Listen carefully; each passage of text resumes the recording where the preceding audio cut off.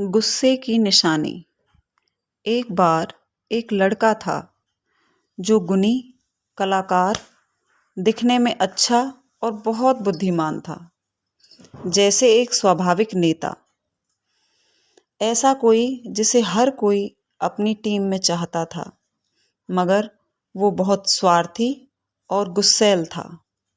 जब उसे गुस्सा आता तो बहुत खराब चीज़ें बोलता और करता, इतना कि उसके आसपास कौन है इसका भी लिहाज वो नहीं रखता था और अपने दोस्तों का भी नहीं।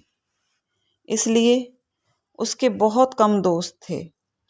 जैसे जैसे वह बड़ा होने लगा, उसके माता पिता को उसके व्यवहार से चिंता होने लगी और वे सोच में पड़ गए कि क्या करें।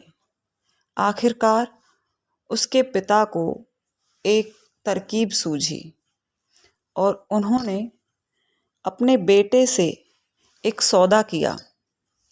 उन्होंने उसे कीलों का एक थैला और एक बड़ा सा हथौड़ा देते हुए कहा कि जब भी तुम्हें गुस्सा आए तो तुम उसे बाहर निकालो और पीछे बाड़ के लकड़ी के फट्टे पर पूरी ताकत से एक कील गाड़ देना। वो मोटी लकड़ी के फट्टे मौसम की मार झेल झेल कर लोहे से सख्त हो चुके थे और हथौड़ा भी बहुत भारी था। इसलिए ये काम इतना आसान नहीं था जितना कि लगता था। मगर फिर भी एक दिन के अंत तक लड़के ने उसमें 37 कीलें गाड़ दी थी।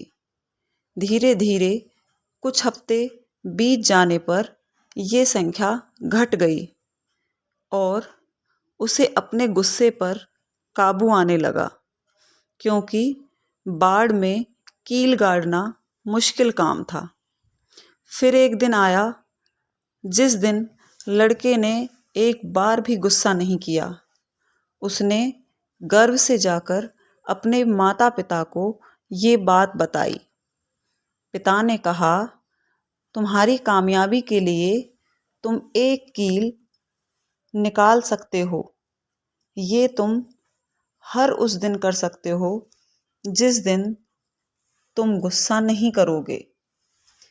कई हफ्ते बीत गए और आखिरकार एक दिन उस लड़के ने आकर गर्व से बताया कि अब फट्टे में एक भी कील बाकी नहीं है।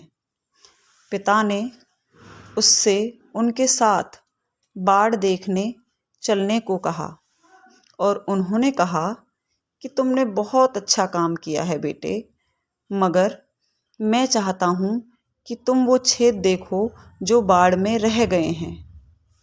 अब चाहे जो हो जाए, बाड़ कभी भी पहले जैसी नहीं होगी। गुस्से में कही और करी बातें भी ऐसे ही निशान छोड़ जाती हैं और दाग हमेशा रह जाता है।